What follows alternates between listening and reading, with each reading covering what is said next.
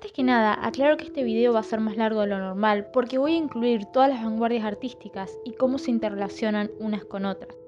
Por eso, debajo del video tienen los marcadores de tiempo y por si les interesa, un video más detallado de cada una. Aclarado esto, comencemos. Posiblemente uno de los puntos más difíciles al hablar de obras artísticas es reconocer a qué vanguardia pertenecen, ya que si bien hubo vanguardias sumamente definidas con estéticas propias, otras cuesta más diferenciarlas. En esencia, porque la mayoría de estos movimientos no tuvieron bordes regulares y concretos que delimitan qué obras pertenecen al movimiento y cuáles no. Eso ya lo hacían las academias de arte. Y si había un objetivo que las vanguardias artísticas perseguían, era diferenciarse de esas instituciones. En consecuencia, los límites que demarcan los artistas eran más bien difusos, dejando que cada obra se permeara no solo de sus personalidades, sino también de otras influencias. A grandes rasgos, este cuadro muestra cómo las vanguardias influyeron mutuamente. Y aunque esté planteado de una forma lineal, hay que tener en cuenta que una vez surgida una vanguardia podía influenciar a movimientos anteriores todavía vigentes. Por eso, en el caso que no estén seguros de a qué movimiento pertenece la obra, yo siempre recomiendo decir, este cuadro tiene reminiscencias a, o rememora tal movimiento, o se apoya en tal otro, en vez de afirmar que una obra pertenece a tal movimiento y errarle. Ahora bien, para poder reconocer rápidamente cualquier vanguardia, lo primero que me pregunto es si lo que estoy viendo son objetos reconocibles, ya sean reales o imaginarios. Si la respuesta es no, entonces estoy frente a un cuadro abstracto. Si son formas geométricas y parecen estar tiradas al azar, es suprematismo ruso. Si son líneas y formas geométricas ordenadas, preferentemente cuadrados, es de style. Si en cambio son manchones y goteos, es expresionismo abstracto. Pero si tiene agregados de otros materiales, está influido por el informalismo. En el caso que la respuesta a la primera pregunta sea afirmativa, es decir, que hay objetos reconocibles, lo siguiente que me pregunto es si esos objetos son reales o imaginarios. En el caso que sean objetos imaginarios que no se encuentran en nuestro mundo, estamos hablando del surrealismo. Pero si en el cuadro hay imágenes reales, entonces las posibilidades aumentan exponencialmente. Y la pregunta que lo resuelve es cómo y con qué características están representados esos objetos. Si son reconocibles pero no están del todo definidos, hay mucha presencia de luz y pequeñas pinceladas, es impresionismo. Si en cambio las personas parecen estar sufriendo o es en cierta medida perturbador, entonces es expresionismo. Si los objetos representados están aplanados en el lienzo y divididos en diferentes formas, es cubismo. Pero si a ese cubismo se le agrega la intención de representar movimiento, es futurismo. En cambio, si lo que se muestra es lujo y ostentación, sin tantas formas que dividen a la imagen y celebrando principalmente la modernidad, la sensualidad y la ostentación, es Art Deco. En cambio, si las mujeres representadas están rodeadas de naturaleza y las formas son más curvas, es Art Nouveau. Ahora, si lo que se resalta son las máquinas, los trabajadores proletarios, las urbes y la simbología socialista de una forma sencilla, es constructivismo ruso. Si la simbología socialista no está presente y si básicamente es una obra mexicana, es estridentismo. Por otro lado, si lo que se representa son objetos de la vida cotidiana, a veces con colores brillantes y superposición de imágenes, es pop art. Y por último, si la pintura está en un muro, es muralismo. Ahora lo que queda por preguntarnos es por qué se dan estas distinciones. ¿Qué necesidades llevaron a los artistas a crear un modo de expresión nunca visto hasta el momento?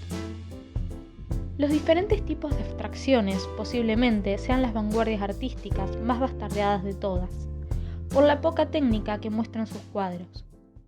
Es extraño lo que transmite esta obra.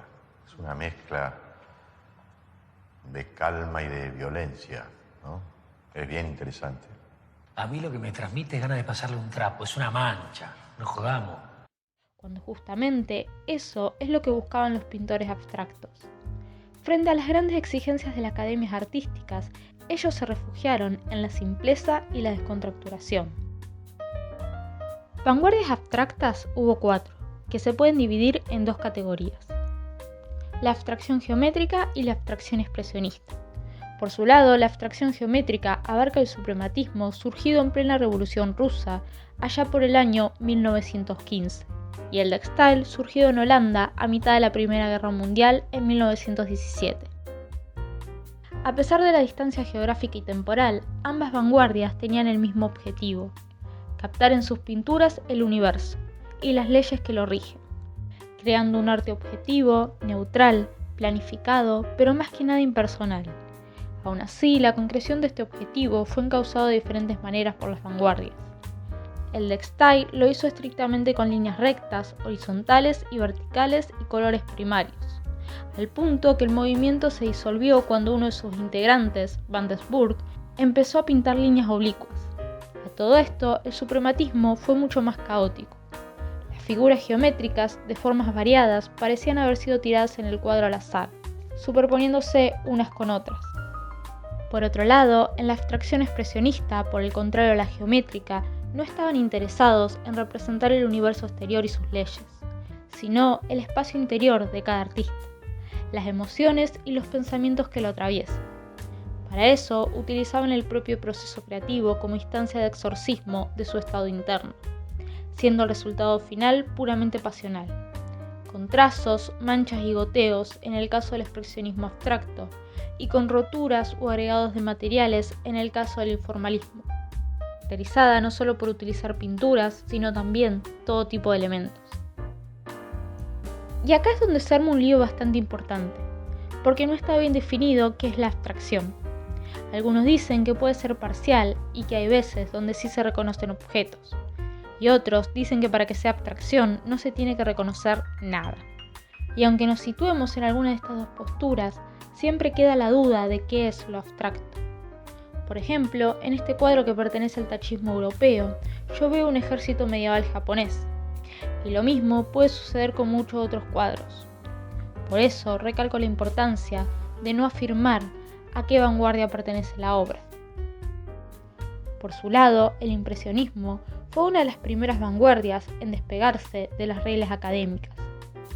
Por lo tanto, su disrupción no fue tanto temática como técnica. Se agregaron nuevos pigmentos que permitieron colores más puros y saturados. De esa forma, los artistas dieron lugar a cuadros mucho más luminosos, donde no se usaba el negro para las sombras, sino colores complementarios. Otra característica de este movimiento es que los trazos se hacían con pequeñas pinceladas, dando lugar a formas no tan precisas, más bien impresiones, de ahí el nombre impresionismo. Frente a este movimiento, otro grupo de pintores sintieron que no solo querían imprimir su visión de lo que veían, sino también mostrar sus sentimientos, sus expresiones. Y así surge el expresionismo.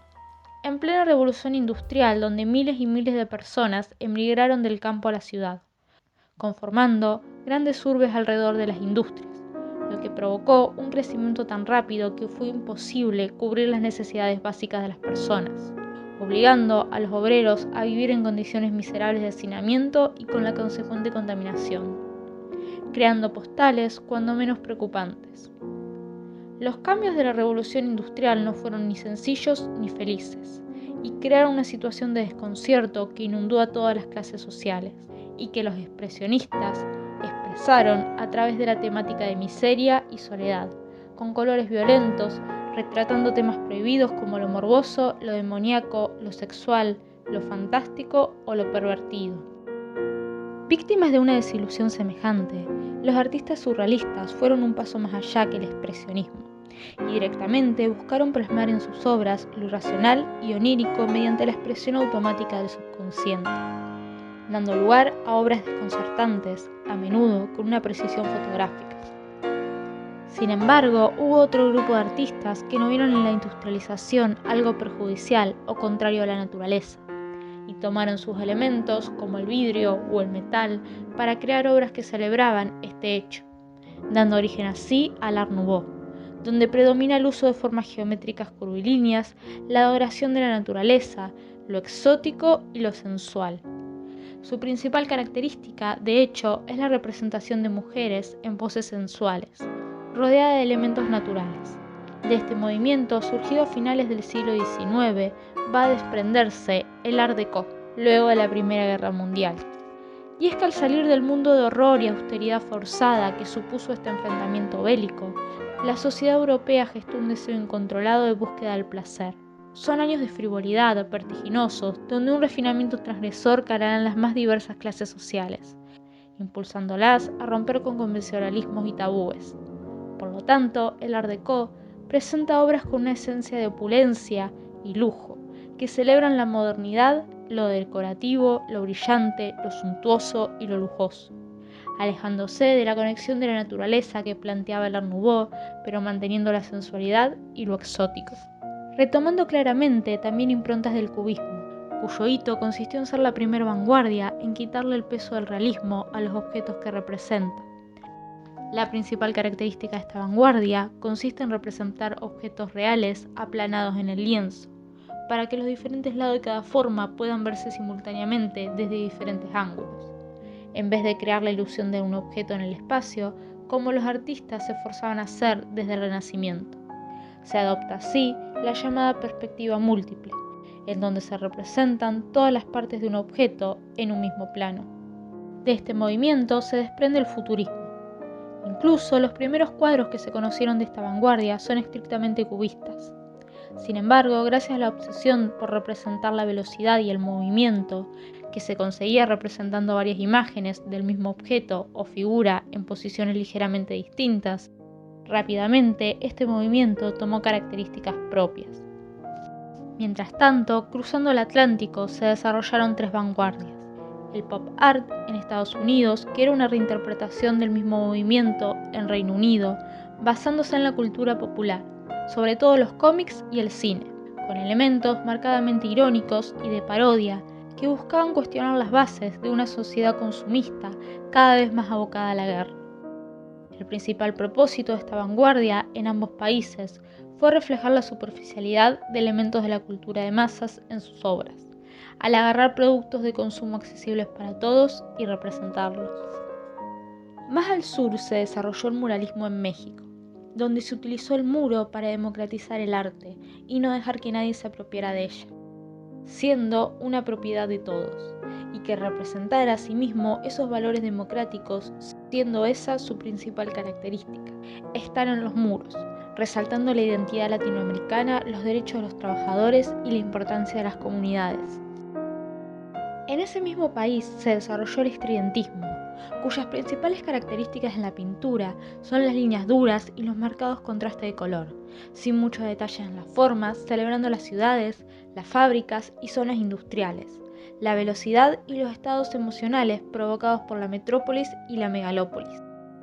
En semejanza con el constructivismo ruso, que también se centró en las ciudades y los cambios de la industrialización y la identidad proletaria, siendo su principal influencia el rechazo de los excesos decorativos y ornamentales que consideraba propio del arte burgués.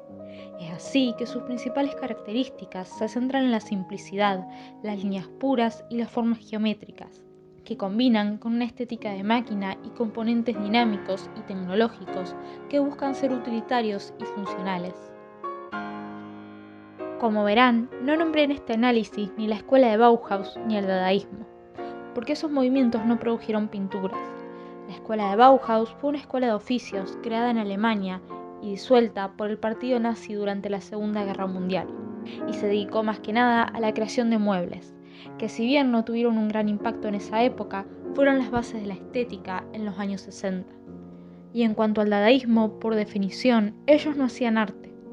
Estaban en contra de la racionalización. Su principal búsqueda era el rechazo de todos los valores sociales y estéticos del momento y de todo tipo de codificación, pero también el escándalo, principalmente de la burguesía y de todo aquel que intentara aferrarse a valores y códigos presuntamente eternos. De ahí que expusieran objetos cotidianos mostrándolos como arte y luego los lanzaran a la basura, porque en sí nunca hubo una obra dadaísta, solo personas plantándose en rebelión contra lo establecido. Y todo esto pasó en una porción muy chiquita del mundo en un espacio de tiempo muy corto. Antes, en Occidente, las obras de arte obedecían a reglas naturalistas de armonía, simetría y proporción. De hecho, hasta el Renacimiento no se relacionaba la obra con el artista, ya que éstas eran un medio para un fin, como puede ser enviar un mensaje religioso o ensalzar la figura de un rey, en vez de ser un fin en sí mismo. Y después de las vanguardias, los artistas ya no estaban interesados en escribir manifiestos. No buscaban moldear la sociedad a su manera ni agruparse políticamente para cambiar el mundo. Y es ahí cuando surge el posmodernismo, donde las técnicas y las formas de representación no son tableros para encasillar, más bien son modos posibles de expresión que cualquier persona puede tomar.